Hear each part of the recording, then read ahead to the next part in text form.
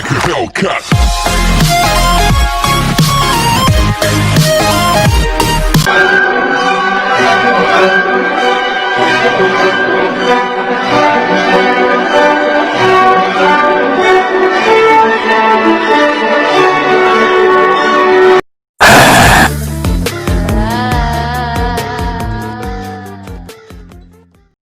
Assalamualaikum warahmatullahi wabarakatuh.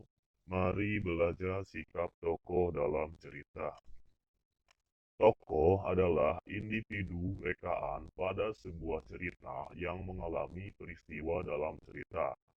Tokoh cerita disebut juga dengan pelaku dalam cerita. Tokoh dalam cerita dapat digambarkan berbagai bentuk, mulai dari manusia hingga hewan atau tumbuhan. Tiap tokoh dalam cerita memiliki karakter masing-masing. Berikut beberapa hal yang dapat dijadikan cara untuk memahami watak tokoh. Pertama, tuturan pengarang terhadap karakteristik pelakunya. Yang kedua, gambaran yang diberikan pengarang lewat gambaran lingkungan kehidupannya maupun cara berpakaian. Tiga, melihat bagaimana tokoh tersebut berbicara tentang dirinya sendiri. Adapun di dalam tokoh terdapat beberapa sebutan.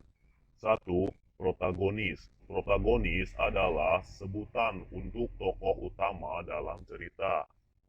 Maksudnya apa? Dia itu yang berperilaku baik, ya bijaksana, dan lain-lain. Yang kedua, antagonis.